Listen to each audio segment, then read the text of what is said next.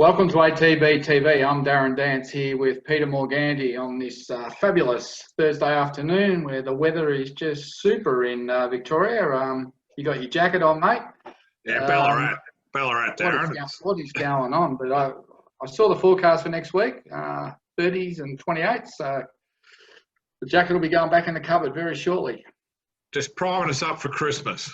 I don't know whether it's meant to be a hot Christmas, but... wet, I hear. Oh, right, Anyway, we got the gates partially open for crowds back at the races, so just a bit of warm weather would go hand in hand with that, but it's a slow burn, I know that. It's a bit frustrating how slow it's been for racing to get people back. It's getting a bit confusing now. I think they're saying we could have 1,000 at the races, I think from this weekend, but from an owner's perspective, it's still difficult to understand exactly where the whole thing's at now. Yeah. So we might have to try and clarify that to everybody because it's just getting a bit messy. I think they need to be a little bit clearer and, it's just difficult to know. Obviously, we're expecting to have Serious Suspect run on New Year's Day, but we're not really sure how many owners can go, whether they can go for the whole day or how many can go in the general public. Just getting a little bit difficult. And I know the VRC is very frustrated that, the lack of information they're getting. And I guess whatever's going to be in place pre-Christmas will probably carry through to the new year because I doubt there'll be a lot of decisions made over the Christmas New Year break. But even for like the Burren Beat meeting, it's difficult to know sort of what the rollout and rules are going to be there, Peter. And the trouble is, they've got limited time to cater for it. I think what's been so frustrating is for a month from another sport with cricket that they've known that they can have 25,000 at the G, and I think that's even been lifted to 35. Now they've known that can happen for a month, and that's in a confined area, and yet racing's still flicking around the 500 and 1,000 mark with no, sort of split what's owners, what's fans, what's crowd, what's public. Yeah, it's a bit confusing. Well, I'd say to all owners thinking of going to the races, if you're not sure, you need to contact the club in question in the first instance and find out. There are emails that come out with every acceptance, but you just need to be sure about what the rules are, and we don't want too many people flying down from interstate and being turned away at the gate like what's happened last week without naming any names, but at least the horse won for him and he filled his pockets right up. So it wasn't a total disaster. But it's just, we're all as confused as you are, and we'll do our best to clarify as much as we can. But it's an evolving situation, and it just feels to me that if we end up, I just don't understand how we can have 30,000 at the MCG and 1,000 at Flemington. It just doesn't make a lot of sense. But you made a good point. Ring the club because every racetrack and its set up is different, and I think that's where they can't just sort of open it up right across Victoria because some are smaller areas than others. And just for now, safest bet to ring the club. All right. Well, let's go back to last week's runners. How many were there? We had 5. We started off, obviously, we had Dean Yendall on, and Dino in his true fashion. Colourful. The shirt was colourful. So was some of the language.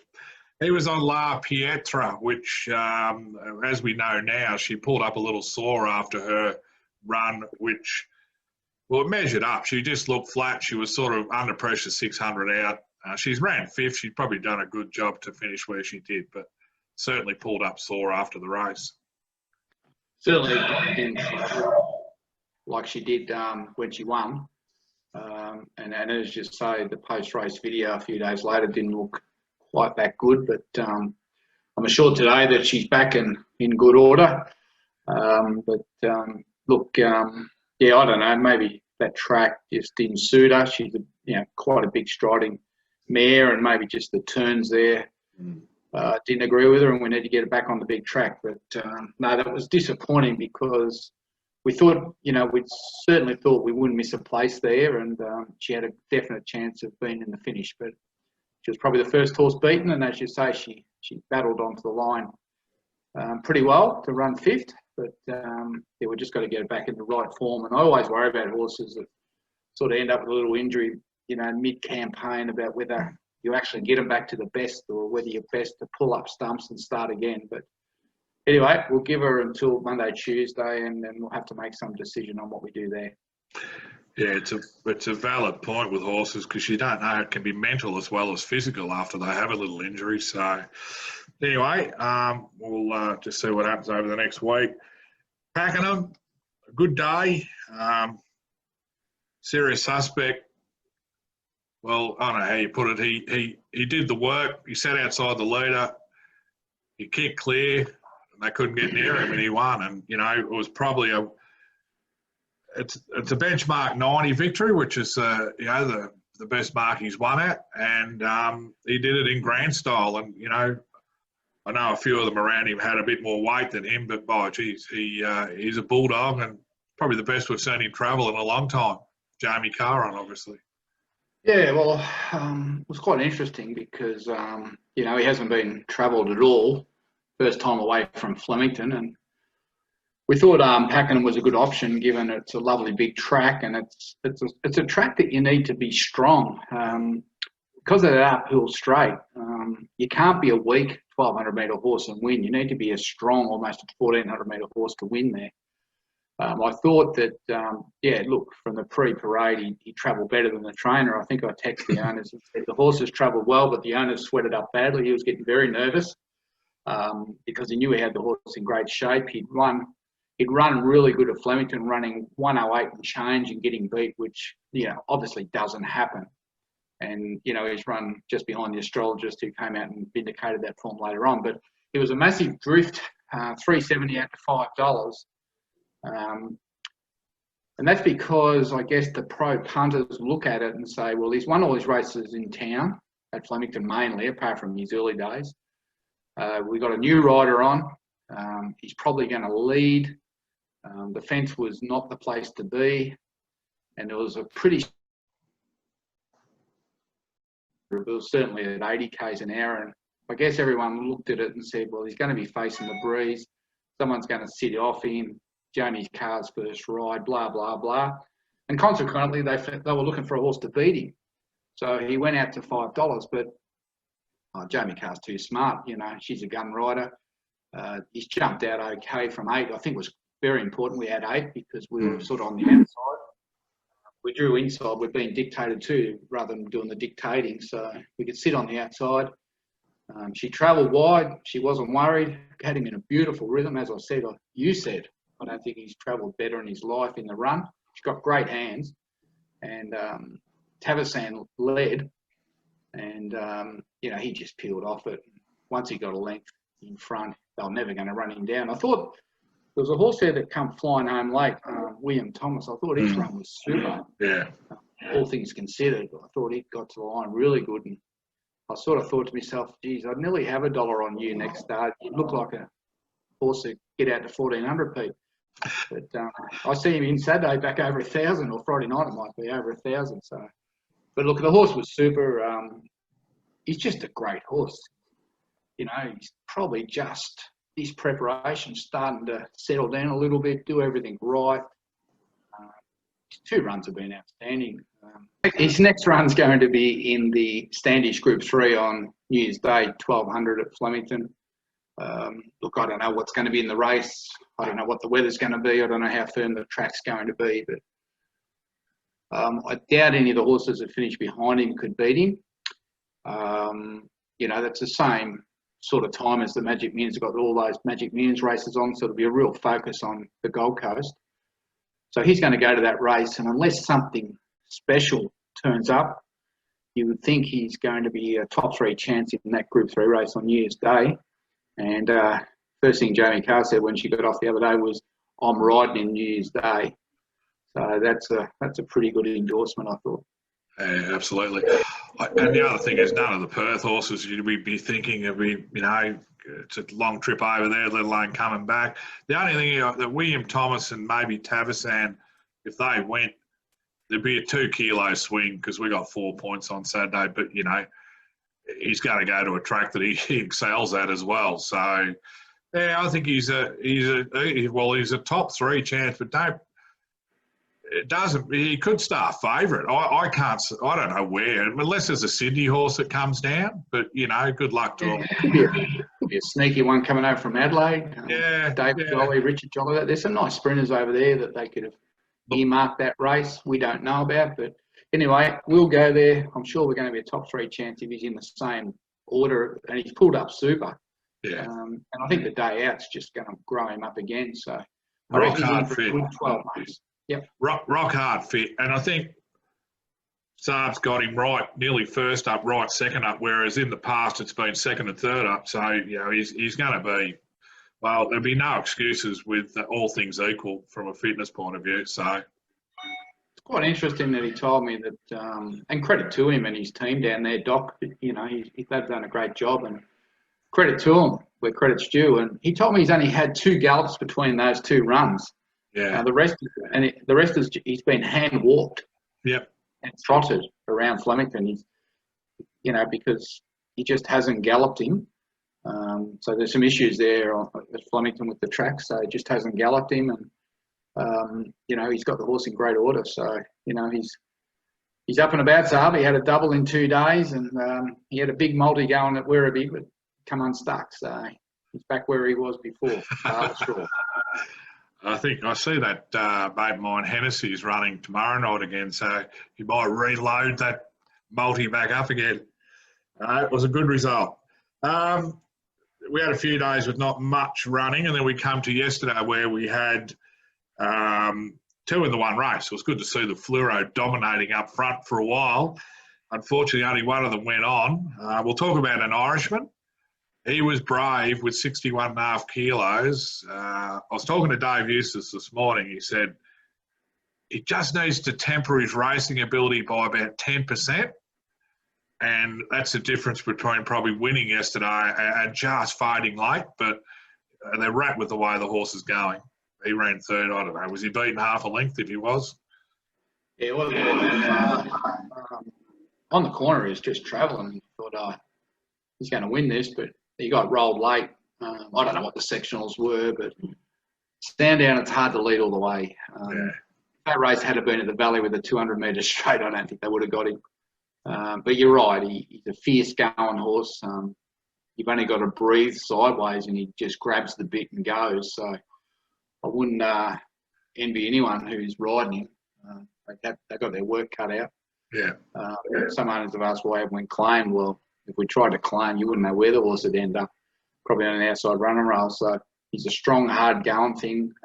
Hopefully he comes back a bit in time. But I reckon that sort of style horse, just get him on a tight turning track like the Valley and let him rip there and see if they can get him in the last 200. But no, he was brave. He was entitled to drop and stop, and he just didn't want to give up. Right, he just got very tired late. But after his last run, it was a significant improvement, and hopefully, if he can just learn to settle a little bit, he's going to be a lot of fun, that horse, for the next couple of years. No, absolutely. Dave said that no hurry to get him out to 2,000. He's so versatile that he can switch back between 16 and 18. He said, and what they're going to try and do is just get him. There's been nothing that's been wanting to lead, sort of, in a couple of the races, and he reckons Fowler and a bum may help him, but at the moment they're just letting him do what he's doing on raw ability. So good signs from a good galloper, and unfortunately Igniter, who there's been a few issues with when the game was there to be won, he was floundering, and obviously there's the issues with the breathing. Yeah, well, he's put in three ordinary runs this time in. Obviously he's got some problems there that need to be dealt with one way or the other. So we're taking the approach of entering into the endless online sale that opens on Friday, and he'll be traded through there. Whether any of the owners or the trainer decide to buy him back, we don't know yet. But I think at this stage, without some vet's intervention, he's going to continue to struggle. Yep. Today, a couple of hours ago, we had loudspeaker. The long old trip to Wodonga for a fourth. You can see why Mitch went there. It looked an even race on paper for good Vobis money, and she ran well without ever threatening to win. Like, she was probably as strong as anything through the line, but I just think the whole dimension of that track just doesn't suit her. Very tight.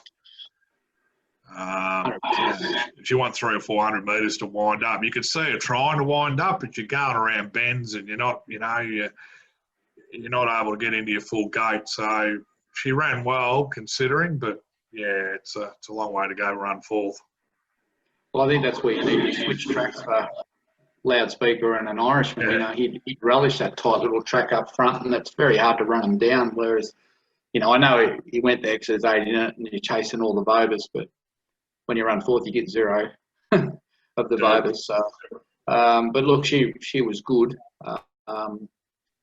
Yeah, I don't know. Look, it's probably a waste of a run in some ways, but I don't know what the other options were. But I think she's a horse that needs to get on track where you can run home.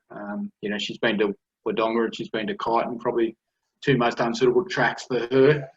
And she needs to get on a track where, you know, like Warrnambool or, I don't know, Bendigo, those sort of bigger tracks, which, well, I wouldn't care if the races were stronger. I wouldn't even care about the voters. No. I'd be just saying, get me 13 or 15 grand to win and get me on a track I can run home on. So very difficult for these back markers. You know, a lot of tracks take you out of the play. So we'll just have to see what Mitch does. But look, she's certainly racing well without winning. And I think if the cards fall her way, there's no reason why she can't win next start. And he went from 12 back to 11, and then hoping the blinkers would sharpen her up. Well, now you've had the blinkers on, you nearly go to 1,300, you know, 12 or 13, at least 12, but even 13. Well, she's certainly never over-raced him. No. So there's no reason why you can't go to 12 or 13 with her. Yep. So that was it. So we had a winner, a brave third, and, well, a couple of excuses for 2 of them, and Loudspeaker ran okay. So we weren't far away. Going forward, tomorrow at Geelong, we've got Cracksman. He carries 61 again in a benchmark 58, this time out to 2,400. The young girl stays on, Laura Lafferty, and I think one ride on the horse, she may have learned a little. Her admittance, and even with Lindsay, that she probably, I say she went too early. I think the horse sprinted quicker than what she thought it would at Hamilton, down that hill, left in front a long way from home, and you've got a smart jockey like Dean Yendall to just sort of followed her in and then peeled off late. But 2,400 around Geelong, gee, you want to be going close tomorrow. I know we said that at Hamilton, but he gets his chance. You know, I think it's a totally different setup tomorrow. I think Hamilton, I think it was 2,000 from memory. 22, yep. 2,200, 58 race, and I think she panicked a bit because she was told to have him up there, and I think she did panic a bit, and I think he might have surprised her by getting to the front, and then to my eye, he sort of half pulled up waiting for him, but you know, it's disappointing to get beat there because we expected him to win. So look, he goes to Geelong tomorrow, which typically is a leaderish type track or races that way more often than not. She's, for the benefit of the ride, you'd hope that she rides him well, but really that race tomorrow, I'd be disappointed if he wasn't winning, you know, unless he has some bad luck in running. He really should be putting them away. His old home track, Darren, so he's probably been around there a couple of times. So, well, I think when we bought him, one of the things Danny O'Brien said was just get him out in trip as quick as you can. And big tracks. And we need big tracks and distance. Well, he gets those 2 things tomorrow. So yep. Hopefully he can do the job, and then we can get on with it and get out to some proper distances and good racing. Exactly. Lord Lennox is also there. He's actually dual accepted for there and Bendigo on Sunday. I think the Sunday acceptance went in because he drew 11 at Geelong and he drew 11 at Bendigo. So it's a matter of Robbie flipping the coin and just, I presume he's going to run. It's second up. I can't see why you don't run second up. No, look, he probably can't win second up, but he'll probably run a good race. I think his best form's over further, and it's certainly on wet tracks. So, look, he's unlikely to get those now, but look, when that horse is right, he's a pretty good horse. So we're hoping this time he can reach a good level. But, yeah, tomorrow we've just got to get him going, and hopefully he can run into the top 4 and weigh in. Yep, Saturday. I'm a bit excited about Saturday. One for Hasseltoff going to a Saturday meeting. Now, he was going to run in La Pietra's race, but we got a bit worried about the barrier around the tight valley track, or more so the track than the barrier. Flemington suit him down to the ground. 1,700 metres suits him down to the ground. It's a benchmark 70, so it's a little bit of a lift for a horse that's only won one race. But the horse that's favourite was the thing that we probably nearly should have beat it. Sandown, that Chief Altimoni, or however it's pronounced. So we're 440, well in the market. Big track, Hasseltoff. There's a lot of ticks there. And Damien Lane. Yeah, well, look, he's a quality horse. And had a lot of luck this preparation, really. You know, kicked off on a wet track, and you know, I think he's a promising horse. I think he's got a lot of class. I think he's a big animal. Most people wouldn't have seen him in the flesh because no one's been to the races, but he's a big horse and he's got a beautiful action and he's a good horse. So certainly gets his chance on Saturday.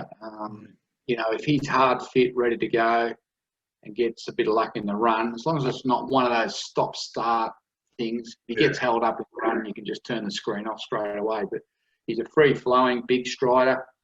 I'd like to see him somewhere one out, one back, and just peeling off him at the top of the straight and then just lengthening into the race. And that's how he's got to be ridden. And that's why we scratched him from the gate, because if we've got him behind the leader, we'll no hope, because he's not a six-sprint horse. So with him, it's going to come down to how the race is run, but his quality, he should be winning Saturday City races later on. So he should be racing pretty well in his 70. But it's all going to come down to him getting the right trail. And that's one thing Damien Lane's good at, is putting them in the right spot and pressing the go button at the right time. And he knows how to ride him. He's had a few rides on him. So I think it'd be very hard to beat. Gate 7. It's his turn to tailgate Damien Oliver, hopefully. Yeah. And Moneybags, Mr. Moneybags, obviously a switch of stables since his last run, which was 5 weeks ago on Oaks Day. Lindsay Smith was going to go first up to Warrnambool over 1,700 on New Year's Eve.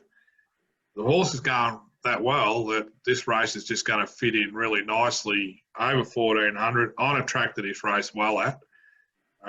It's a benchmark 84. It's probably a tick or two down from that race he did run in at on Oaks Day. Ethan Brown on, he's drawn 7. A quick chat to Lindsay. He reckons there's a spot about 1 out, 1 back for this horse with the road maps, I was going to say, speed maps that he's looked at. So I think you got to be positive and aggressive with this horse to get the best out of him. So if that's why he's thinking, he's probably going to run a good race at about 20 to 1. Yeah, well, I think, you know, the race he set for are those races that won all those cups. So I think Lindsay's having an each-way bet here. Taking him to the races just to have a look at him. Yeah. You know, he obviously thinks he's got the horse going well and he thinks he's got him in a good spot, but I reckon he just wants to have a look at him on race day. So I reckon he's thinking, well, you know, you're going well, there's no reason why you can't run, and if I race you there and you disappoint or it doesn't go to plan, then I haven't got you fit enough and I might just turn it up a notch. I reckon he's really thinking, I need to do this so I know what I'm doing when I go to that target race at the end of the year. So whether he wins or not in this race, I think Lindsay's going to learn a lot about the horse. And when you get a second-hand horse like this, who obviously now at his age, you know, he needs the beach. That's why he's there. You know, he can't be galloping around Cranbourne every second day on a firm or a really shifting surface. He needs to be down at the beach. And, you know, I guess it's no different to us, Pete. At some point we need to be in nursing homes. So we've got to look after horses like we look after people. So exactly. I think at the end of the day, he's now down there for that reason, that he can be trained off the beach. There's a couple of nice races there at Warrnambool, so it's going to be a 2-minute walk to the track rather than a 5-hour float trip in December. And who knows whether it's going to be 10 degrees or 40 degrees with our weather. But we know what the target race is, but I think it's smart of Lindsay to kick him off on Saturday and just have a real good look at him and assess him so he knows what he has to do to win second up. So I think we'll come away with a really good idea of just whether the beach has switched him on, whether it's, you know, welfare point of view, he's sounder than he's been, or whether he's having a bit of a holiday and he needs a bit of a blowout. So I think we'll learn a lot from Saturday. It'd be his biggest float trip ever, apart from the fact that when he went down there, and you're right, you go into a track where he's performed at, and the measurement that, you just need to see something that's anywhere near the form, and Lindsay will get a huge guide. So anyway. One thing I can guarantee you, Pete, whatever happens, the post-race interview will be very dull and boring. Yeah, Ethan doesn't give you much. I noticed you started riding a bit for Lindsay. I think there's been a bit of a move. Young Caserta was down there, but he's moved. I reckon he's got hold of young Ethan Brown, who is in his own right, a very good jockey, but he's great rider. He's just for a kid his age, he's very reclusive. He's sort of almost a little bit of a hermit, but from ability-wise, there's not too many better than him at his age. Can ride a horse, but his post-races leave a lot to be desired. Yeah. Sunday, Bendigo, we touched on Lord Lennox, so it's either Geelong or Bendigo. Also, Robe de Faze, second up, out to 1400, getting closer to the trip that he sort of likes. But he probably needs one more, Darren, I reckon. Third up, he's 100%. Yeah, 100%. Wait till he gets to a mile. If he wins there, it'll be a surprise. But I think when he can get to a mile and lead on his ear, then it's hard to run down. So that's what I'd be doing there. No Brad Rawiller, but we've got Noel Callow. So same sort of a bit. Well, that will be an exciting post-race route. You get a better post-race there. Yeah. Yes, Mr. Dads. Well, he's a character, isn't he? Good for racing, Mark. Yeah, there's not enough like him. Tuesday, Mornington, nothing there, which is not a bad thing for us. And Wednesday at Caulfield, we'll have Sea Princess at the mile with blinkers on. Yeah, interesting move. Watched the vision this morning of her going around. She looks in great order. Yeah. Freedman Yard have got her in good order. So, look, I don't know what they think. It's too early to say. We don't even know who's in the race. But I assume that's a Caulfield, that meeting, is it? Yeah, it is. Yeah. So, yeah, I think it'll come down to the barrier. You can't win if you draw off the track there. So, blinkers on. Yeah, it'll be interesting to see what she does. But, look, we think she's Saturday City class. They've always told us she'll be better next preparation. So whatever she can do this prep, it's really good for next year. So hopefully the blinkers switch her on and she can run a forward race. Can she win? Well, it's impossible to say without looking at the field and the odds and everything. But all I can say is if there's money for a late, get on. Get on. These this time of year, these 3-year-old filly races, there's small noms. There's not a big pool of those horses. So, hopefully there's only 8 or 10 in it. And, you get your chance if you can draw a gate. That's it. That's all I know. I mean, obviously those fields aren't out till Monday. We roll into that following week and there's Warrnambool and Colac and all that come up. I know there's 3 babies and a few of those that'll be in the mix, but that's all I sort of seriously know now. We had a couple trial all right this morning. Connery's ticking all right for one of those couple of 1700s at Warrnambool. He ran third in his trial. And little Dan Archie. Yeah, people are probably wondering where Connery is, but he's been, kept fresh for that meeting down at Warrnambool. Yep. And I think it's a good move. And we've got a couple of Dandinos sneaking around there, Pete, in the trials with Mitch and Archie. So I'm pretty keen to get one of those races and win a race with one of them. I don't think we're going to get the first Dandino winner. I think that thing Cindy Alderson's got's going pretty good. Yeah. I think it might be in Wednesday or somewhere. But I think it's against Sea Princess, I think, yeah. Right. So, anyway, the Dandino partners will be cursing me if we beat it again. So, I've already copped a spray off them after the last time. I think La Pietra might have beat it. So, please give Dandino a city winner so we can get on the board. But I think Mitch and Archie are pretty pleased with the 2 they've got. They're just taking a little bit longer than we thought. Yeah. But hopefully patience will prove, worth it. Seems like we've had them in the system for 6 years. But we did always say autumn 3-year-old, and that's what's looking like that's going to unfold, that, our first runner's going to be through probably summer into autumn. So yeah, we just shouldn't have said that, Pete. No. Anyway,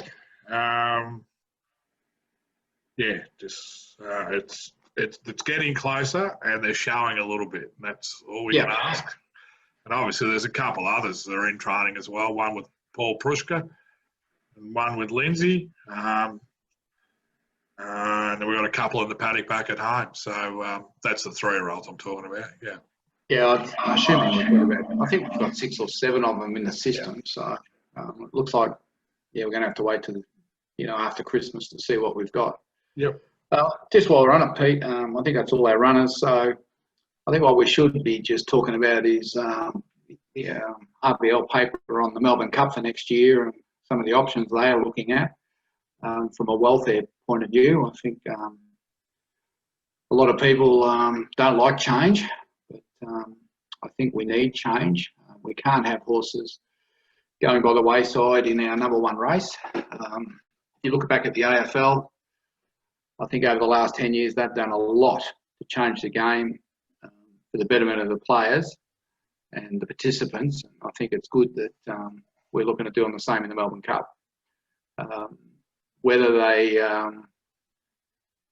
make all these changes or make some of them, I think may take a number of years to get through. But certainly, from someone that's bought horses in from overseas and someone that's bought them here and tried to run them in the Melbourne Cup, from a local training point of view, I think, the question of Werribee, the question of what bet checks happen, it's a real complex issue. And I think, I certainly agree to some extent that, by running a horse in the Lexus on a Saturday and backing it up in the Cup on a Tuesday is probably lends itself to a lot of criticism if something goes wrong with that horse. And if they decide that, they can't run, or they can only run in, the internationals can only run in one local race, i.e. the Caulfield Cup or the Cox Plate or the Melbourne Cup.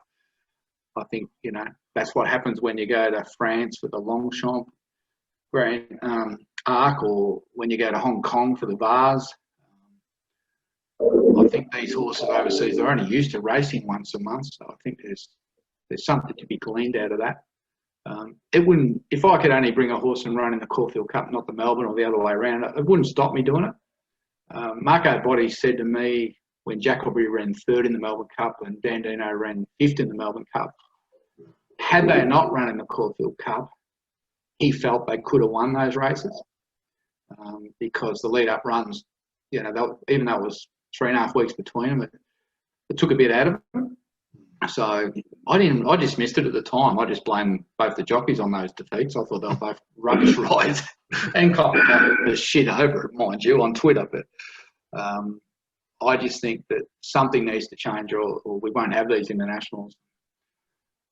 Whatever it is, I think, if they're going to have these MIR scans and, all these different scans, that as long as we know what the rules are, because if we go overseas and spend $1.5 million on a tried horse, and we go through the normal Hong Kong standard X-ray, and it passes, and we give them the 1.2, and then 2 weeks later we take them to the quarantine centre and they do a scan and say, no, they can't come. So we've done our money cold. That can't happen. Or no one's going to take the risk. You just wouldn't do it. So, and then if you want to buy them outside the program and just bring them out here and then try and train them up for the race, that's very difficult as well, because they don't, some of them don't acclimatise, or they don't take to our training methods on our tracks. So we found it difficult over the last year with the couple that we've had here, just not acclimatising one or jarring up on the firm tracks. So our best success to date has been off the plane. Dandino, Jack Aubrey, Heartbreak City, even Tiberian. Yeah. They've all run their skin off the plane. Southern France came here, ran terrible in the Melbourne Cup. Okay, won the zipping, but since then he's been average. South Pacific came out early, just hasn't acclimatised. And listening to Mike Moroney talk about sound, saying how long it took that horse to acclimatise, really does scare me about buying internationals and bringing them here to train. So, you need to keep evolving and changing your thinking. And maybe we had it right at the start when we said we'd bring them here and take them back, and then they can go on their journey around the world. But, there will be a number of changes, whether they reduce the field size, whether they limit their runs, whatever scanning, the the Melbourne Cup's our greatest race, and we don't want to turn up with no internationals. We don't want to scare off the internationals, and we don't want horses breaking down or passing away on race day. That's not good for anyone in this industry. And we've got enough issues with, welfare as it is, and even the whip rule. There's a lot of the contention around that at the moment, whether we're going to have a whip or whether we're going to be allowed to use the whip. So the industry is facing a tough time, but when you look at what the AFL's done over time, I think we can get it sorted sooner or later. It's very complex, the international thing. It's Werriby's all, like you said, high in discussion. And is it Huey Morrison that trained Marmello, or what? He was saying that they don't medicate their horses as much as what probably we do out here in terms of pain relief and all that. He said his horse would have trotted up sound if it had a little bit of butane at that time. And there are different training methods. Obviously, we've discussed that in sort of Europe. He said it's so complex.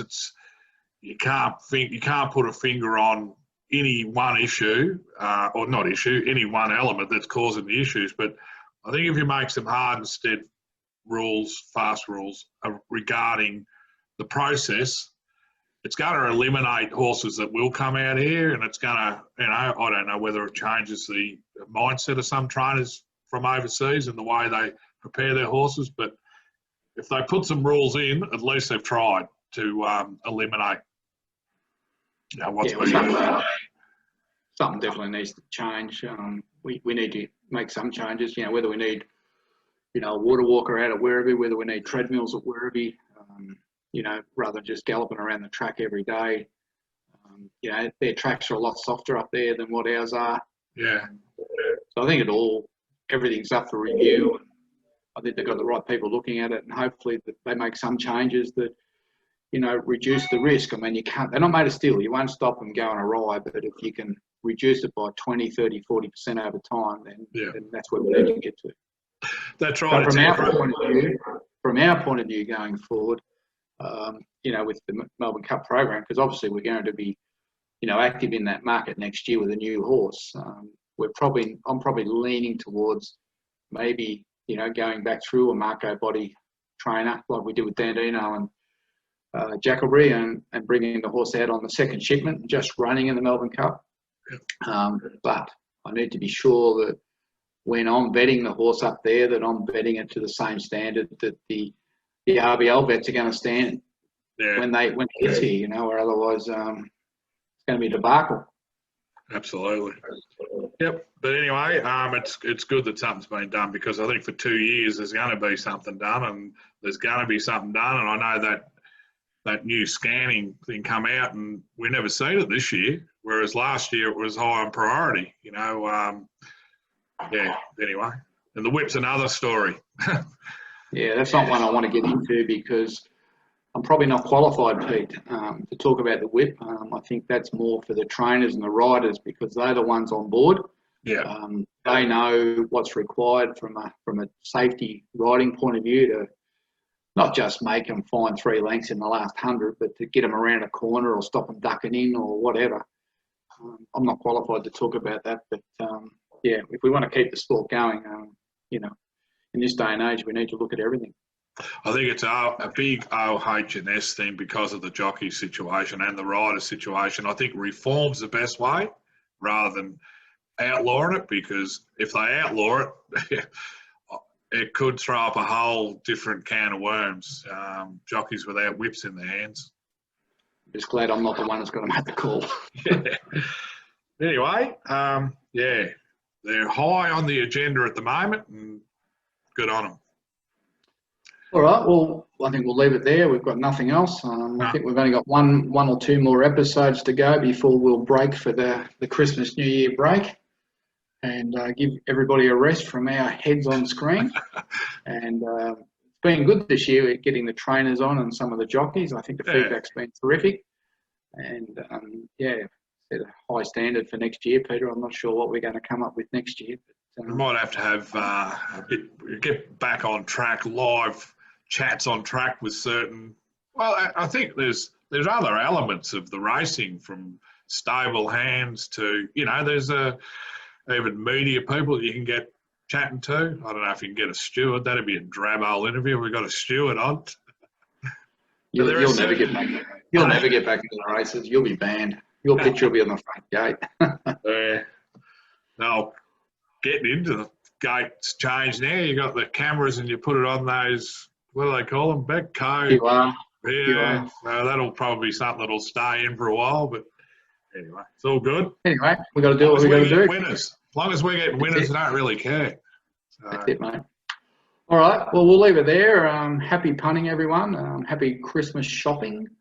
And I guess we look forward to this weekend's racing, and we'll be back on air next week. So until then, I'm Darren Dance with Peter Morganti. Have a great weekend. See you guys.